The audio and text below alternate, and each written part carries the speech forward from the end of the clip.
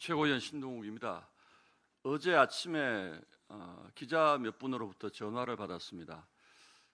서울경찰청을 저희가 찾아갔을 때 서울청 경비부장이 저희 보좌진을 폭행한 문제 관련해서 질문이 있다라는 내용이었고, 그 질문의 요지는 국회의원들이 경찰들을 먼저 폭행했다고 하는데 그런 일이 있느냐라는 것이 질문이었습니다. 그래서 제가 답할 내용이 별로 없어서 영상에 다 찍혀 있지 않느냐, 그대로 보시면 사실관계는 확인을 할 수 있을 것이다라고 말씀을 드렸습니다. 그랬더니 오후에 어떤 기사가 나왔냐 하면 그대로 기사를 제가 읽어드리겠습니다. JTBC 기사입니다. 경비부장의 행동 이전에 한 젊은 경찰 직원이 국민의힘 소속 한 의원에게 멱살을 잡혀 흔들리면서 팔과 가슴 등을 다친 것으로 파악하고 있다고 연합뉴스는 보도했다. 해당 직원은 병가를 내고 치료를 받고 있는 것으로 알려졌다. 이렇게 얘기를 합니다. 그저께 밤에 서울경찰청장으로부터 저에게 전화가 왔습니다. 내일 찾아가서 사과하겠다는 전화였습니다. 그래서 제가 이 문제는 사적인 사과의 영역으로 생각하지 않고 이 부분에 대해서 공식적인 대응과 답변이 필요하다라고 제가 얘기를 했습니다. 아직까지 경찰은 아무 답변이 없습니다. 대신에 언론을 통해서 경찰이 오히려 다쳤다라는 언론 플레이를 합니다. 물론 제가 그날의 상황을 제 뒤에 있는 상황까지 혹시라도 그런 일이 있었는지 제가 다 알지는 못합니다만 적어도 영상으로 확인된 것, 제 눈으로 본 것으로는 터무니없는 모략입니다. 그러면 서울경찰청장에게 다시 묻겠습니다. 이 병가를 내고 치료를 받고 있다는 직원이 누굽니까?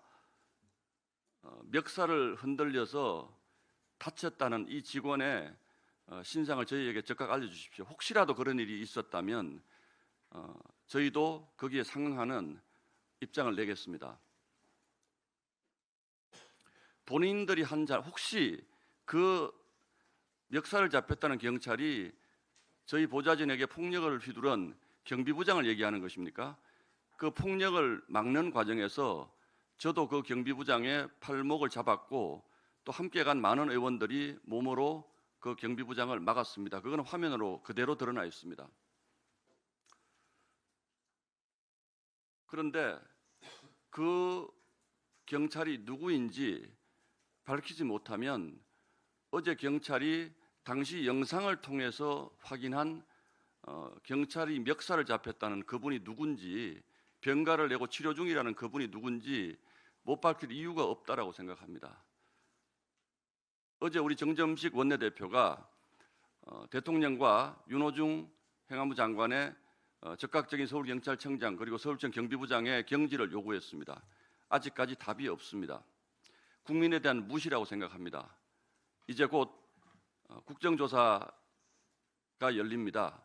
이 국정조사는 선관위의 잘못된 선거관리 등등에 대한 추궁뿐만 아니라 잠실에 모인 많은 분들에 대한 시민들의 안전을 경찰이 어떻게 보호하려 했는지 이 부분도 다루게 될 것입니다. 이 과정에서 이 부분도 분명히 따져 묻겠습니다. 이 경찰관이 누구인지, 어떤 형태의 폭력을 저희 국민의힘 의원으로부터 당했다는 것인지 명확하게 밝히지 않으면 저희도 바로 후속 조치를 취하도록 하겠습니다. 이 말은 국회의원으로 하는 말이 아니고 한 무고한 시민이 경찰 고위 간부로부터 폭행당하는 현장을 두 눈으로 지켜본 또 다른 시민의 말이라는 것을 명심하시기 바랍니다. 이상입니다. 네, 최고위원 김민수입니다. 2022년 호주 뉴질랜드 8박 9일, 2024년 독일 7박 9일, 2025년 덴마크, 스웨덴 8박 10일. 노태학 선관위원장의 해외 출장 내역입니다. 이 해외 출장에는 노태학의 아내까지 동반했습니다. 노태학 아내의 비즈니스 항공권, 숙박, 그리고 식대까지 모두 중앙선관위의 예산으로 집행되었습니다. 정상입니까?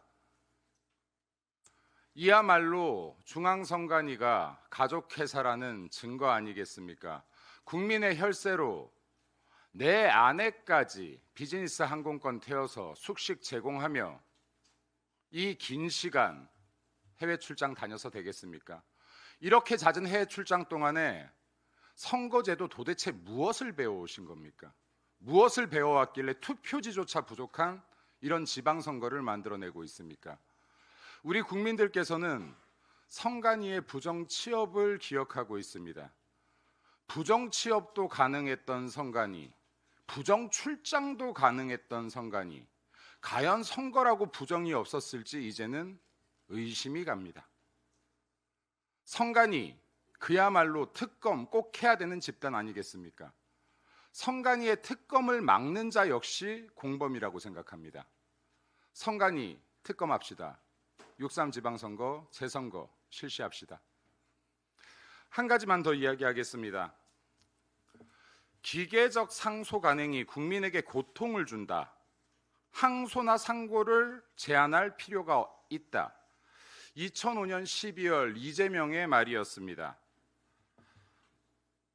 국민파리를 하고 정작 무죄가 된 사람들을 잠시 언급하겠습니다. 민주당 전당대회 동봉투 사건 상고 포기로 송영길이 무죄가 되었습니다. 서해 공무원 항소 포기로 박지원 등이 무죄가 되었습니다. 이재명이 연루된 대장동 위례 사건 항소 포기로 관련된 민간업자들이 무죄가 되었습니다. 이렇게 항소 포기를 강조했던 이재명과 민주당이 왜 대장동 항소 포기에 반발했던 정유미 검사장의 좌천성 인사를 처분해달라는 취소 1심 판결에 항소하는 것을 지켜보고 있습니까?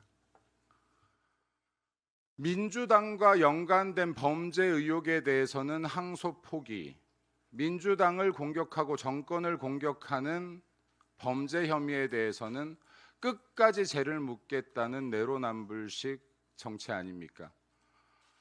법마저도 권력이 장악하겠다라는 잘못된 비뚤어진 야욕 버리시기 바랍니다. 국민에게 부여받은 권력 국민을 위해 쓰기 바랍니다.